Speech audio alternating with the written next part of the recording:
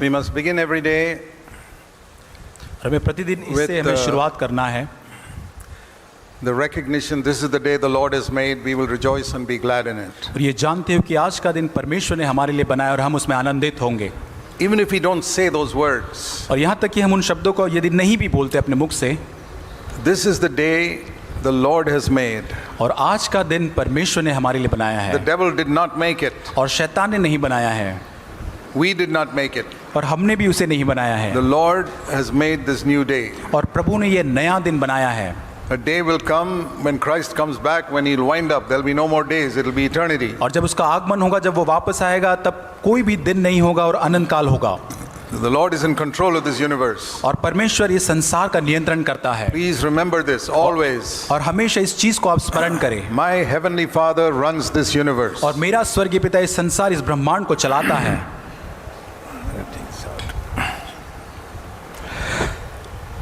Yeah, so that's very important. और ये बहुत ही महत्वपूर्ण है Because so many believers are depressed and discouraged as if the devil runs this universe. और आज बहुत सारे मसीह जो है बहुत ही उदास और निराश है, जैसे कि शैतान इस संसार को चला रहा है, नियंत्रित कर रहा है। Whenever you grumble or complain, you are actually saying, "Oh Satan, you are running this universe." और जब कभी आप कुड़कुड़ाते हैं, शिकायत करते हैं, तो आप ये कहते हैं कि शैतान तो इस संसार को चला रहा है। For these next few minutes, the devil's running this universe. और कुछ आगे के जो मिनट जो है वो शैतान इस संसार को चला That's रहा why I है। have to grumble and complain. और इसलिए मुझे शिकायत करना पड़ रहा है, कुड़कुड़ाना पड़ रहा है। You believe that your heavenly Father runs this universe, you will never grumble or complain. और यदि आप विश्वास करते हैं कि आपका स्वर्गीय पिता इस संसार को चलाता है, तो कभी भी आप That शिकायत is नहीं one of the करेंगे। wonderful things that happened to me when I understood the kingdom of God. और यही सबसे अद्भुत बात मेरे साथ बनी जब मैंने परमेश्वर के राज्य को समझा। I told you, for many years I thought the kingdom of God is something I have to seek, doing missionary work or preaching somewhere. और जैसे मैंने आपको कहा, बहुत सालों तक मेरी समझ ये थी परमेश्वर के राज्य के बारे में कि बहुत सारे मिशनरी या बाहरी सेवा के कामकाज करना। Till I understood what Jesus said in Luke 17. Please look at this verse. और लूका 17 के अंदर जो यीशु मसीह ने वचन कहा उसको हम देखें। Luke 17, लूका 17 अध्याय verse 20. उसका 20 वचन। Jesus was questioned by the Pharisees as to when is the kingdom of God coming.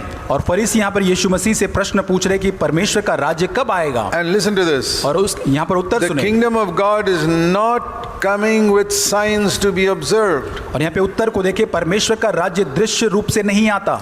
A lot of people think it's going to be with signs and miracles. One day the kingdom of God will come. और बहुत सारे लोग ऐसे विश्वास करते हैं कि चिन्ह चमत्कार के साथ परमेश्वर का राज्य एक दिन आएगा। He said it is not with signs. और यहाँ पे लिखा चिन्ह और चमत्कारों के साथ And it नहीं is है। not that you say look here or look there. और ये भी नहीं है कि यहाँ देखो वहाँ देखो, Because the kingdom of God is inside you. क्योंकि परमेश्वर का राज्य आपके भीतर है। It is inside you. वो आपके भीतर है।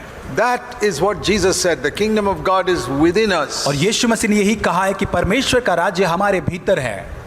And when did that kingdom come? और ये राज्य कब आया है? That also Jesus said in Mark chapter 9. मरकुस उसका 9 अध्याय। First of all, where is the kingdom of God coming? और कहाँ से परमेश्वर का राज्य आ रहा है? Where? कहाँ? Not outside, बाहर नहीं, within us. लेकिन हमारे भीतर। Next question. दूसरा जो प्रश्न है, When is it coming? कब परमेश्वर का राज्य आ रहा है? Not when Christ returns at the end of time. और जब समय का अंत होगा, जब यीशु मसीह का आगमन होगा, तब नहीं आएगा। See Mark chapter 9 and verse 1. मरकुस उसका 9 अध्याय वचन 1। Mark chapter 9 and verse 1. मरकुस 9:1। And Jesus said to them, यीशु ने उनसे कहा, Truly I say to you, और मैं तुमसे सच सच कहता हूँ, there are some people standing here right now who will not die till the kingdom of God has come with power. और वो कहता है कि जो यहाँ खड़े हैं उनमें से कोई ऐसे है कि जब तक परमेश्वर के राज्य को सामर्थ सहित आता हुआ न देख ले, तब तक मृत्यु का स्वाद कदापि न चखेंगे। Is there anybody living on earth today who was living 2000 years ago when Jesus said that? और यीशु मसीह ने जब कहा, ऐसा कोई यहाँ पर बैठा हुआ कोई व्यक्ति है जब यीशु मसीह ने 2000 पहले कहा तब वो जी वहां पर था? No. नहीं। All those people have died. सारे लोग तो उनकी Who heard मृत्यु हो that? चुकी है। किसने सुना है? But he said, some of you standing here will not die till they see the kingdom of God come with power. लेकिन वो कहते तुम में से यहाँ पर खड़े जो परमेश्वर के राज्य को सामर्थ में आते हुए जब तक न देखे मृत्यु that नहीं means there देखेंगे। were some people who listened to Jesus at that time who actually lived to see the kingdom of God come with power. और इसका मतलब ये कि उस समय जिन्होंने यीशु मसीह को सुना उन्होंने परमेश्वर के राज्य को सामर्थ में आते हुए And देखा the था। way to find out when that happened और ये जो रास्ता जिससे हम जान सकते हैं कि कब वो हुआ is to think of that word power. और ये इस तरह हम जान सकते हैं उस सामर्थ के बारे में सोचने के बाद। One, the kingdom of God is within you. पहला, परमेश्वर का राज्य आपके भीतर है। Secondly, it will come with power while some people there are still living. और जब वहां पर लोग जीवित थे वहां पर वो परमेश्वर का राज्य सामर्थ के साथ वहां आया। Then you turn to Acts chapter 1. और वहां पर प्रेरितों के काम पहले अध्याय में हम जाते हैं। And Jesus said in Acts chapter 1 and verse 8, और प्रेरितों के काम 1 अध्याय वचन 8, you will receive power when the Holy Spirit has come upon you. और ये लिखता है कि जब पवित्र आत्मा तुम पर आएगा तब तुम सामर्थ पाओगे। And I told you the other day how in the Old Testament the Holy Spirit was only upon people. और जैसे मैंने आपको बताया कि कैसे पुराने नियम में पवित्र आत्मा लोगों के ऊपर होता था। He could not come inside वो पवित्र आत्मा भीतर नहीं आ पाता था because the way into man's spirit was closed due to sin. और क्योंकि पाप के कारण मनुष्य की आत्मा के अंदर जाने का, भीतर जाने का रास्ता बंद हो चुका And the था। Holy Spirit could never dwell inside a heart और in which there was sin. और जिस हृदय के अंदर पाप है वहां पवित्र आत्मा वास नहीं कर पाता था। So something had to be done to remove that sin in man's heart. और मनुष्य के हृदय से उस पाप को निकालने के लिए कुछ न कुछ करना था। And all the thousands of bulls and goats sacrificed in the Old Testament temple could not cleanse that. और पुराने नियम में हजारों भेड़ों बकरियां और बैलों को जो बलिदान किया उनका लहू काफी नहीं था। But when Jesus died and his blood was shed, that could cleanse our sin. और जब यीशु मसीह मरा उसके लहू के द्वारा हमारे पाप साफ या पूरी तरह से शुद्ध And होते when he हैं। ascended up to heaven, और जब वो स्वर्ग पर उतरा with चला गया the virtue of that blood that was shed on earth, और जो उस धरती पर लहू बहा गया उस कारण के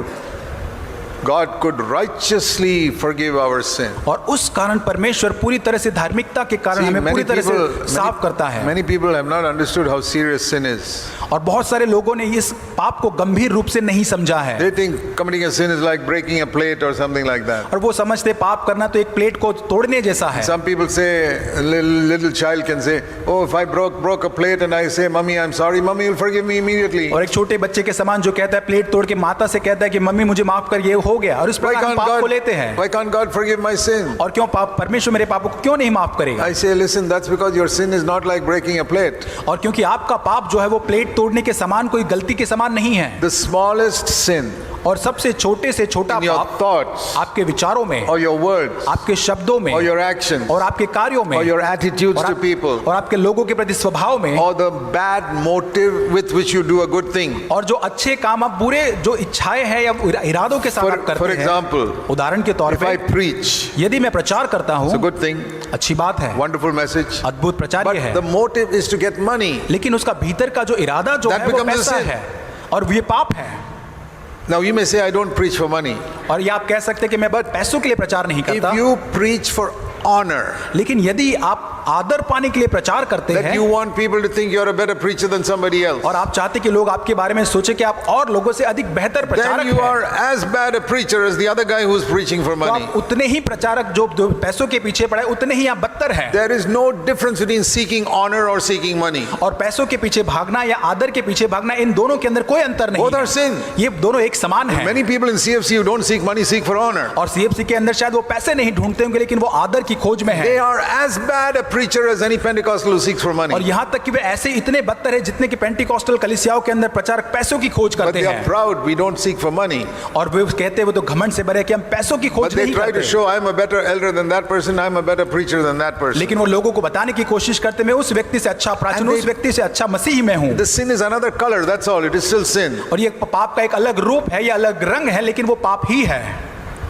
All those things, every single sin is equivalent to about 100 murders. और एक छोटा सा छोटा पाप वो 100 हत्या करने के समान, एक समान ही वो है। Not like breaking a plate. तो ये प्लेट तोड़ने के समान नहीं Do है। you believe in God's eyes one sin is equal to 100 murders? और आप क्या आप जान पाते कि एक छोटा सा पाप एक 1000 या एक 100 हत्या करने Now समान you है। realize if a man has committed 100 murders, he must definitely be hanged without a doubt. और आप जानते हैं कि जितने इतने हत्या किया है वो जरूर वो फांसी के फंदे पर चढ़ने के लायक है। God is so holy और परमेश्वर इतना that पवित्र है every sin is like that.